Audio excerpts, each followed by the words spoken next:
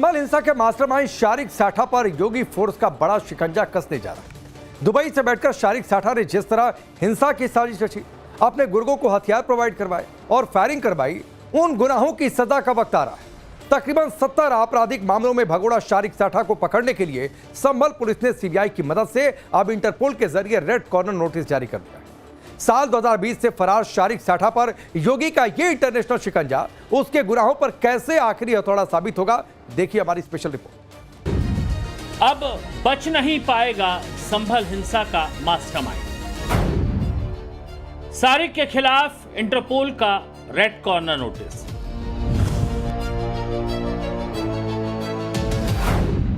साठा के खिलाफ कस गया इंटरनेशनल शिकंजा।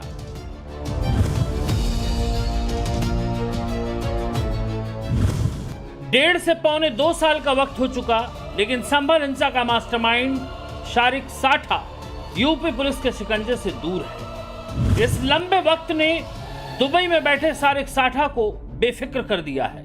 वो खुद को दुबई में महफूज समझ रहा है, लेकिन अब जल्द ही शारिक साठा हिंदुस्तान की जेल की सलाखों के पीछे होगा, क्योंकि शारिक साठा के खिलाफ इंटरपोल का रेड कॉर्नर नोटिस जारी हो चुका है।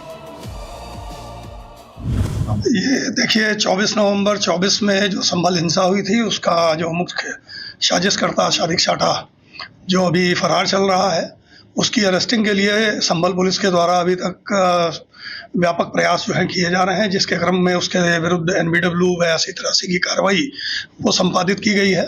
इसी के क्रम में अभी अरेस्ट ना हो पाने के कारण इसमें सीबीआई के माध्यम से इंटरपोल का रेड कॉर्नर नोटिस वो जो है विधिक रूप से वो जारी कराया गया है। और इस जो भी कंट्रीज जो इंटरपोल में है, उनके पास ये अधिकार होगा कि जहां भी ट्रांजिट में या अन्य कारण से अगर ये कहीं शारिक साठा पाया जाता है तो उसकी इंटरनेशनल लॉज के अनुसार उसकी अरेस्टिंग सुनिश्चित कराई जाएगा। आपको बता दें कि इंटरपोल में जो भी देश हैं, उनके पास ये अधिकार होगा कि जहां भी शारिक साठा पाया जाता है तो अंतर्राष्ट्रीय कानूनों के तहत उसकी गिरफ्तारी सुनिश्चित कराई जाए। राष्ट्रीय स्तर पर हमारी एजेंसी और यूपी पुलिस की जो भी एजेंसी हैं, वो सभी इसमें शिद्दत से लगी हुई हैं। खासकर संभल पुलिस तो शारिक साठा की गिरफ्तारी के लिए एड़ी चोटी का जोर लगाए हुए है। वो चाहती है कि शारिक साठा की जल्द से जल्द गिरफ्तारी की जा सके। अब इस मामले में संभल पुलिस ने सीबीआई के जरिए इंटरपोल की भी मदद ली है। भारत के साथ 48 देशों की प्रत्यर्पण संधि है और 12 देशों के साथ प्रत्यर्पण व्यवस्थाएं हैं। जैसा कि बताया जाता है कि शारिक साठा फिलहाल दुबई में हो सकता है और दुबई संयुक्त अरब अमीरात का हिस्सा है। भारत और यूएई के बीच प्रत्यर्पण संधि 25 अक्टूबर 1999 को हस्ताक्षरित हुई थी और 30 मई साल 2000 से प्रभावी हुई। लिहाजा शारिक साठा के लिए अब दुबई सेफ हेवन नहीं रहा। उसे किसी भी वक्त भारत लाया जा सकता है। रेड कॉर्नर नोटिस के जरिए यूएई के किसी भी शहर या दुबई में सबसे पहले शारिक साठा की लोकेशन ट्रेस की जाएगी और उसे अस्थायी तौर पर गिरफ्तार किया जाएगा और फिर औपचारिक प्रत्यर्पण की जो प्रक्रिया है, उसकी शुरुआत की जाएगी। शारिक साठा साल 2020 में ही फर्जी पासपोर्ट के जरिए दुबई भाग गया था। शारिक साठा पर 69 से ज्यादा मुकदमे दर्ज हैं। 24 नवंबर 2024 को संभल में हुई हिंसा के मुख्य साजिशकर्ता के तौर पर शारिक साठा का नाम सामने आने के बाद शारिक साठा के गुनाह और संगीन हो चुके हैं। शारिक साठा पर आरोप है कि दुबई में बैठकर संभल में हिंसा की साजिश शारिक साठा ने ही रची थी। जामा मस्जिद सर्वे के दौरान हिंसा भड़काने की योजना शारिक साठा ने ही बनाई थी। अपने गुर्गों मुल्ला अफरोज, गुलाम और वारिस को शारिक साठा ने ही हिंसा भड़काने के निर्देश दिए थे। शारिक साठा के गुर्गों की फायरिंग में ही 4 लोगों की मौत हुई थी। हिंसा के लिए पाकिस्तान और अमेरिकी मेड कारतूस और हथियार शारिक साठा ने ही सप्लाई करवाए थे। संभल के दीपसराय इलाके में सारिक साठा का घर है। ये वही इलाका है जहां AQIS यानी अलकायदा इन इंडियन सबकॉन्टिनेंट का चीफ आतंकवादी आसिम उमर रहता था। उमर को अमेरिका ने अफगानिस्तान में ही 23 सितंबर 2019 को एक जॉइंट अफगानी सेना के छापे में ड्रोन अटैक के दौरान मार गिराया था। सोचिए, संभल के खून में कितना आतंक था। बताया जाता है कि शारिक साठा के पिता मुंबई में इस्लामिक यूनिवर्सिटी में प्रोफेसर थे, लेकिन शारिक साठा ने कक्षा 8 तक पढ़ाई की और स्कूल छोड़ दिया और फिर ट्रक में हेल्पर के तौर पर नौकरी करने लगा। साल 1996 में शारिक साठा दिल्ली आया। दिल्ली में उसने ड्राइवर का काम किया। बताया जाता है कि दिल्ली में रूट नंबर 19 पर शारिक साठा ने ब्लू लाइन बस में ड्राइवरी का काम किया। इसी दौरान वो एक आरोपी नूर अब्दुल हमीद के संपर्क में आया और फिर घरों में चोरी, डकैती और माल से भरे ट्रकों की चोरी करने लगा और धीरे धीरे देश भर में चोरी के कमर्शियल वाहनों का वो सबसे बड़ा सौदागर बन गया। शारिक साठा ने अपने गिरोह में मेरठ और संभल के कई लोगों को भर्ती किया और देश भर में अपने गिरोह को फैला दिया। शारिक का वाहन चोर गिरोह बेहद हाईटेक था। वाहनों की चोरी में हैकिंग से लेकर बेहोशी के लिए नशीले पदार्थों का इस्तेमाल तक होता था। इसके साथ साथ शारिक साठा का गिरोह अवैध हथियारों की तस्करी में भी शामिल था। शारिक पहली बार 1999 में जेल गया और 2003 तक शारिक साठा पर 50 से ज्यादा आपराधिक मुकदमे दर्ज हो गए।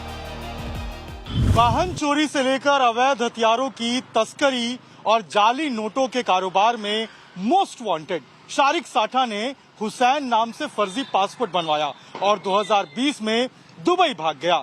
दुबई जाने के बाद शारिक पाकिस्तान ISI के रिटायर्ड अफसरों और सेना के कुछ रिटायर्ड अफसरों के संपर्क में आया, जिसके बाद वो अंडरवर्ल्ड की डी कंपनी से जुड़ गया। लेकिन शारिक साठा का नाम तब इस देश में सबसे ज्यादा सुर्खियों में आया जब संभल पुलिस के हत्थे चढ़े गुलाम शाह ने खुलासा किया कि दुबई में बैठे बड़े हथियार सप्लाई और हवाला ऑपरेटर शारिक साठा ने संभल हिंसा में बड़ी भूमिका निभाई। गुलाम शाह ने बताया कि हिंसा से एक दिन पहले संभल से एक फोन कॉल दुबई में बैठे शारिक साठा को किया गया था और संभल के हालात के बारे में बताया गया था। शारिक साठा के कई गुर्गे संभल में मौजूद थे। शारिक साठा ने अपने गुर्गों को हथियार सप्लाई करने को कहा था और कहा था कि सर्वे किसी भी सूरत हाल में नहीं होना चाहिए, और वही हुआ। 24 नवंबर को जब हिंसा हुई तो भीड़ में गोलियां चली। मकसद बड़ा था, लेकिन योगी की पुलिस ने शारिक साठा के मकसद को कामयाब नहीं होने दिया और अब शारिक साठा को मिट्टी में मिलाने की तैयारी चल रही है। इसी साल जनवरी में संभल के नखासा थाना क्षेत्र के दीपासराय मोहल्ले में बने शारिक साठा के मकान पर मुनादी करा के ढोल नगाड़ों के साथ कुर्की की कार्रवाई की गई थी। अदालत ने शारिक साठा को भगोड़ा घोषित किए जाने और लगातार पेश न होने पर BNS की धारा 84 के तहत यह कार्रवाई की थी। विदेशी सरजमी में बैठकर शारिक साठा लगातार अपने नेटवर्क को मजबूत करता रहा। इसी साल जनवरी में दिल्ली की क्राइम ब्रांच ने दुबई से ऑपरेट होने वाले इंटरनेशनल वाहन चोरी के सिंडिकेट का पर्दाफाश किया था। शारिक साठा का सिंडिकेट दिल्ली NCR के इलाकों से लग्जरी कारें चुराता था और फिर उन्हें नॉर्थ ईस्ट में फर्जी रजिस्ट्रेशन के साथ बेचता था। इस सिंडिकेट में संभल हिंसा के मास्टरमाइंड शारिक साठा के भतीजे आमिर पाशा और चोरी की कार को बेचने और ठिकाने लगाने वाले नॉर्थ ईस्ट के जुम्मा खान की गिरफ्तारी हुई थी। पुलिस ने शारिक साठा के सिंडिकेट से जुड़े तकरीबन 8 लोगों को गिरफ्तार किया था और 15 चोरी की गई लग्जरी कारें बरामद की थी। लेकिन उस गिरफ्तारी में जुम्मा खान बेहद अहम कड़ी था, क्योंकि चोरी की कारों को खरीदने और बेचने का पूरा नेटवर्क जुम्मा खान के जिम्मे ही था। जुम्मा खान ने पुलिस की पूछताछ में बताया था कि वो 2010 में दिल्ली के फतेहपुरी मस्जिद के पास एक मदरसे में पढ़ता था। उस दौरान वो एक मोटरसाइकिल चोरी के मामले में गिरफ्तार हुआ था और तिहाड़ जेल में रहा था। जेल में उसकी मुलाकात अरकान से हुई, जिसके बाद वो शारिक साठा और उसके भतीजे आमिर पाशा के संपर्क में आया। इसके बाद उसने उनके लिए चोरी की गई गाड़ियों को नॉर्थ ईस्ट में बेचना शुरू कर दिया। पुलिस का कहना था कि इस सिंडिकेट ने दिल्ली एनसीआर से तकरीबन 1000 से ज्यादा गाड़ियां चुराई हैं और ये पूरा सिंडिकेट दुबई में बैठे सरगना शारिक साठा और उसके भतीजे आमिर पाशा द्वारा संचालित किया जा रहा था। लेकिन अब शारिक साठा की कहानी खत्म होने वाली है। इंटरपोल का रेड कॉर्नर नोटिस शारिक साठा को खींचकर भारत लाएगा और बहुत मुमकिन है कि उसके बाद शारिक साठा की बची हुई जिंदगी जेल की सलाखों के पीछे ही कटेगी। संभल से विनोद मिश्रा के साथ भीष्म देवल,